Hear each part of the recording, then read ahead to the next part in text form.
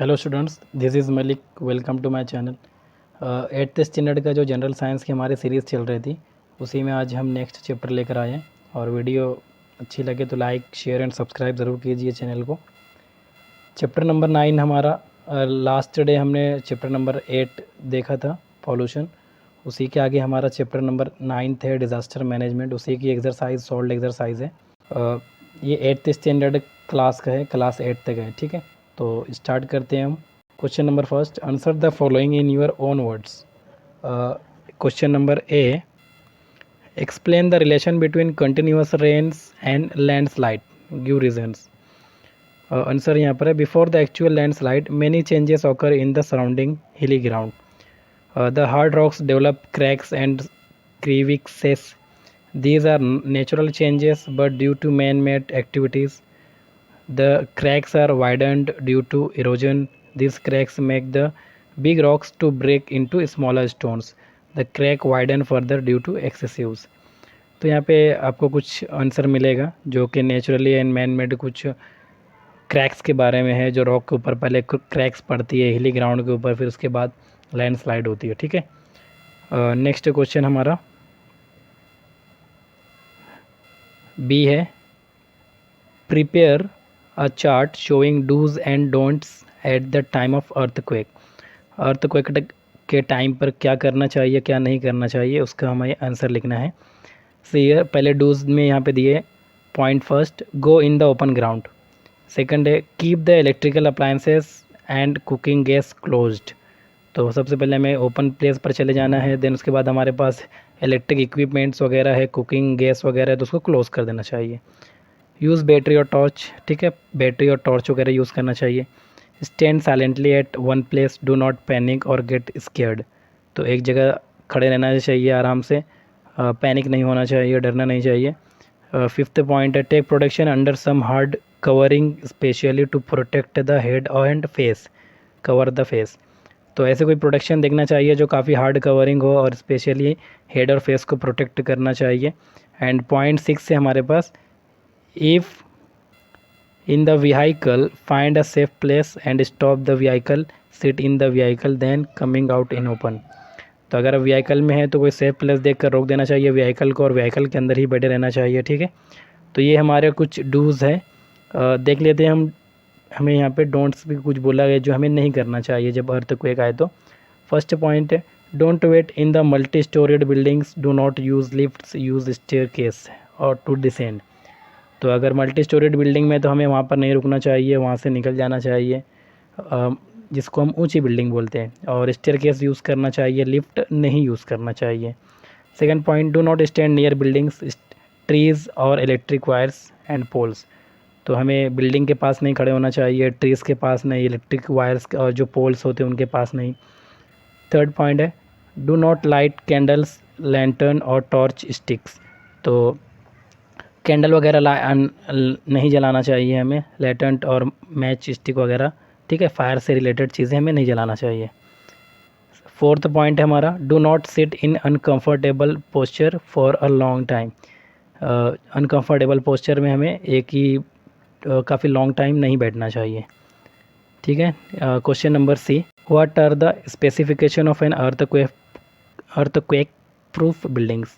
मतलब क्या स्पेसिफिकेशन होना चाहिए बिल्डिंग्स की जो अर्थक्वेक प्रूफ हो। आंसर है, the earthquake proof buildings is such that even if the earthquake is caused, it should not cause damage to the building due to these earth moments. तो जो building होना चाहिए वो कैसी होना चाहिए, जो अर्थ के मोमेंट्स होते हैं उससे डैमेज ना हो। There are some codes of conduct while constructing such buildings, advanced technology is used for earthquake resistance construction. और कुछ कोड्स होते हैं, वो कोड्स को फॉलोअप किया जाता है कंस्ट्रक्शन में बिल्डिंग के, और कुछ एडवांस टेक्नोलॉजी यूज़ की जाती है, ठीक है, कंस्ट्रक्शन के time.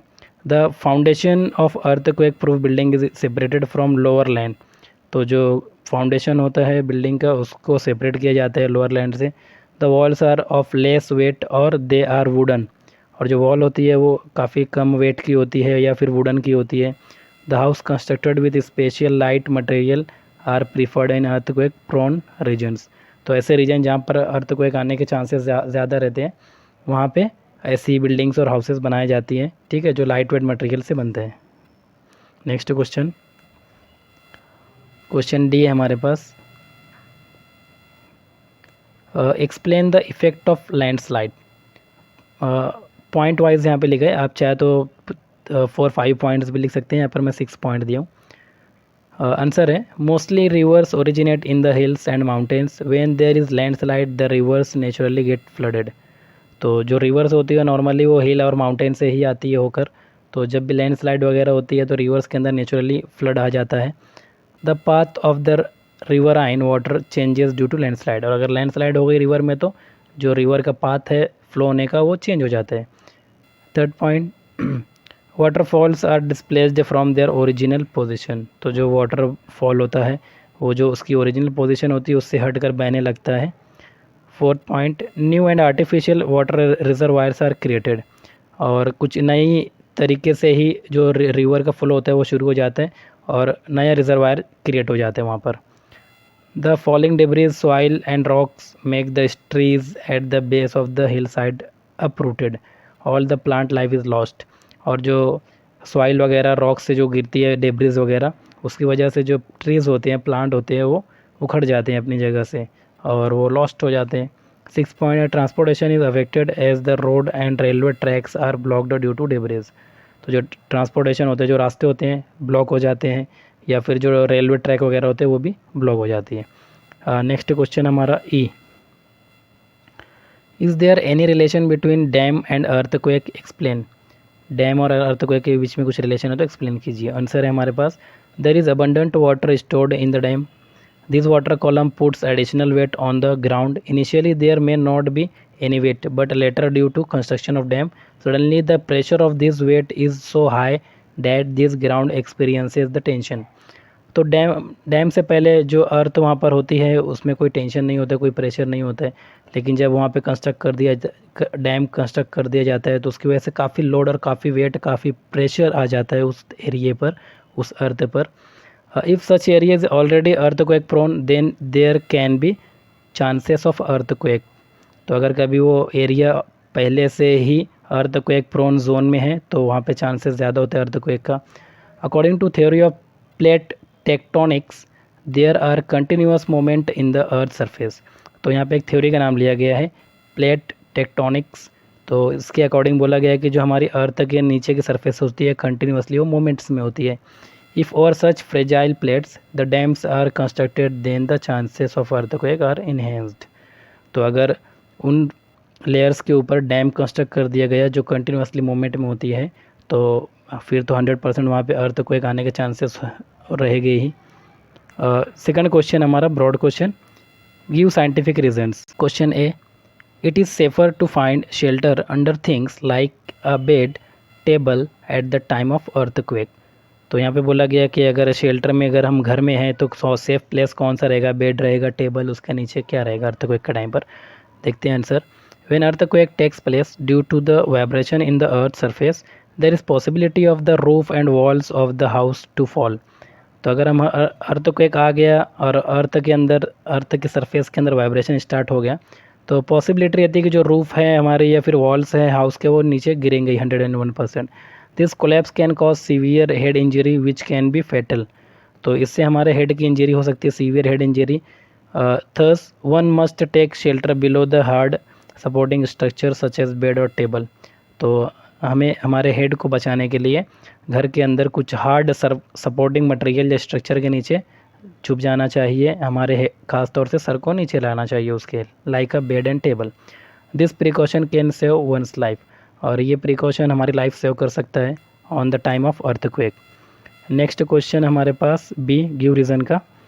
In monsoon don't take shelter near hill side, तो मानसून में मतलब रेनी सीज़न में या फिर बारिश में शेल्टर हमारा घर हिल साइड पर नहीं होना चाहिए। आंसर है यहाँ पर, the excessive rainfall can cause landslide, the soil and rocks from the hill side can be pushed down along with the flow of rain water, तो सिंपल है, ज़्यादा बारिश होगी तो वहाँ पे लैंडस्लाइड के चांसेस ज़्यादा रहेंगे, और जो हिल साइड एरिया है तो वहाँ पे जो रॉक रहेगी वो नीचे के एरिया को पुश करेगी because of the rain water.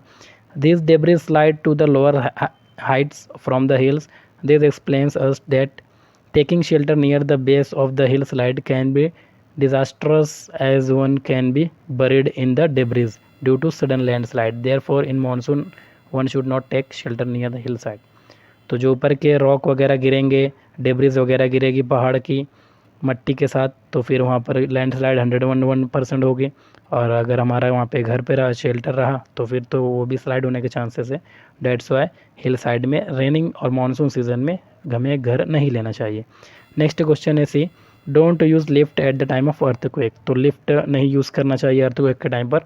Answer है lifts or elevators run on electricity. The electricity supply can be hindered due to earthquake. There may be a chances of fire due to short circuit. तो जो lift elevators वगैरह होते हैं वो electricity से चलते हैं, और जब अर्थक्वेक आते हैं तो इलेक्ट्रिसिटी की सप्लाई वगैरह सारा डिस्टर्ब हो जाता है, तो उसकी वजह से शॉर्ट सर्किट होने के चांसेस है और फायर लगने के चांसेस है। We may get trapped in the elevator for such time. The buildings में also collapse due to the earthquake. It is always better to use it stairs at the time of such calamities so that one can safely come out of the building. Therefore, it is said to be lift should not be used at the time of earthquake. तो chances है कि हम lift के अंदर he struck हो जाए, electricity चली गई तो हम लिफ्ट के अंदर ही बंद हो जाएंगे और बिल्डिंग भी कोलैप्स हो सकती है, अर्थक्वेक आ जाए तो हमारी जान 101% जाएगी। तो इससे बेटर है कि हम स्टेयर केस लेकर विदाउट लिफ्ट नीचे उतर कर हम बिल्डिंग से बाहर निकल जाए। नेक्स्ट क्वेश्चन हमारा डी क्वेश्चन है हमारा, the foundation of earthquake proof buildings is separated from lower land. तो जो अर्थक्वेक प्रूफ बिल्डिंग होती है उनका फाउंडेशन सेपरेट होना चाहिए लोअर लैंड से। देखते हैं हम किस तरह। See the answer, the surface of the earth trembles at the time of earthquake. These tremors cause seismic waves which are responsible for the movement of the earth surface. तो जो हमारी अर्थ की सरफेस होती है जब अर्थक्वेक आता है तो सीस्मिक वेव्स जो होती है हमारे अर्थ के अंदर, जिसकी वजह से अर्थक्वेक आता है, तो वो अर्थ सरफेस पर आती है, मतलब अर्थ के अंदर से सीस्मिक वेव्स ऊपर आती है, जिसको हम अर्थक्वेक बोलते हैं। द ग्राउंड थर्स शेक्स और it goes up down. This shocks and waves formed in the interior of the earth spread on the surface in all directions. तो जो अंदर से सीस्मिक वेव्स आती है on the time of earthquake, तो वो ज़मीन में से निकल के पूरे ग्राउंड के ऊपर और सरफेस ऑफ द ग्राउंड पूरा स्प्रेड हो जाती है। To prevent such disaster the foundation of earthquake proof buildings is separated from the lower land. और इसी वजह से कोलैप्स होने के चांसेस है बिल्डिंग को, तो उस टाइम हमें जो हम बिल्डिंग बनाते हैं अर्थक्वेक प्रोन जोन में, तो वहाँ पे प्रूफ अर्थक्वेक प्रूफ बिल्डिंग्स बनाई जाती हैं जो कि लोअर लैंड और फाउंडेशन उसका लोअर लैंड से अलग होता है। Third question, if a crowd gathered at the place of earthquake what would be the difficulties in relief work। तो यहाँ पर ओपन एंडेड क्वेश्चंस दिया हुआ है, आप अपने माइंड से भी सेंटेंस बना के लिख सकते हो। सी हियर यहाँ पर एक आंसर है, if people flock in crowd the rescue work will not be possible. अगर क्राउड ज़्यादा हो गई है, जिसको हम भीड़ बोलते हैं, लोग ज़्यादा हो गए हैं, तो जो रेस्क्यू वर्क करने वाले हैं उनको काफ़ी दुश्वारी आएगी और रेस्क्यू वर्क करना वहाँ पर पॉसिबल नहीं रहेगा। The ambulance and the fire engines will not reach the spot where the help is needed. और अगर एम्बुलेंस वगैरह है, फायर इंजन्स वगैरह है, तो वहाँ पर जहाँ पर एक्चुअली नीड है उसकी वहाँ पर वो पहुँच नहीं पाएगा because of the crowd. The personal from disaster management cells can not thus act in time. और जो डिज़ास्टर मैनेजमेंट के लोग हैं, पर्सनल है, वो उस जगह तक नहीं पहुँच पाएंगे and that time it will be difficult to manage the situation and thus crowding should never be done. और ये सभी के लिए डिफ़िकल्ट हो सकता है, इसके लिए ऐसी सिचुएशन में, अर्थक्वेक की सिचुएशन में क्राउडिंग नहीं करना चाहिए। ठीक है, क्वेश्चन 7 है हमारे पास हियर। यहाँ पर आप देखोगे यहाँ पे ये क्वेश्चन नंबर 3 था, बट बीच में जो क्वेश्चन नंबर 4, 5, 6 है ये सारे ओपन एंडेड है। आपको कुछ लिस्ट बनाना है, डूज़ एंड डोंट्स लिखना है। आपके एरिया में अगर कोई ऐसी प्लेस है जहाँ पर लैंड स्लाइड हो रही है तो आपको उसके बारे में लिखना है। तो आप ये ओपन एंडेड क्वेश्चन अपने हिसाब से लिख सकते हो, otherwise if you want to skip then आप उसको छोड़ भी सकते हो। देखो यहाँ पे क्वेश्चन नंबर 7 में यहाँ पे के सामने लिख दिया हूँ, with the help of the following picture explain your role in the disaster management. तो यहाँ पे देखो एक आपको पिक्चर दिखेगी, ये पिक्चर में आपको आई एम एट रिस्क करके यहाँ पे एक्सरसाइज में आपको मिलेगा फ़ोटो, देख लेना आप लोग बुक में। तो ऐसे बोला गया यहाँ पे कि फॉलोइंग पिक्चर में क्या एक्सप्लेन किया गया डिज़ास्टर मैनेजमेंट के बारे में। तो शॉर्ट में यहाँ पर आंसर है एक, देखते हैं क्या है answer. Picture risk.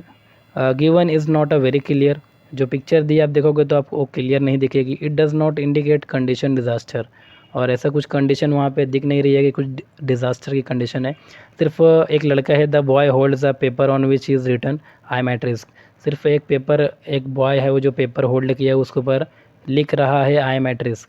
The boy is shocked to read this, और वो बॉय शायद शॉक है रीड करने के लिए। Someone has given message to him, he must search that person and help him for her. और ऐसा भी हो सकता है कि कोई उसको मैसेज किया है जिसकी वजह से वो बॉय उसको ढूंढ रहा है हेल्प के लिए। He should therefore take help from some elder और from police force is such matter. और ऐसा भी हो सकता है कि वो बॉय जो है वो खुद रिस्क में है और वो पुलिस और कुछ फोर्स या फिर कोई बड़े लोगों की मदद मांग रहा है। तो काफ़ी अजीब सिचुएशन यहाँ पे दी हुई है, तो आप लोग देख सकते हो, आप अपने अकॉर्डिंग भी आंसर लिख सकते हो। तो हमारे पास ये एक्सरसाइज इतनी ही थी। Thanks for watching this video. मिलते हैं हम नेक्स्ट चैप्टर की एक्सरसाइज में, ठीक है। जब तक के लिए बाय।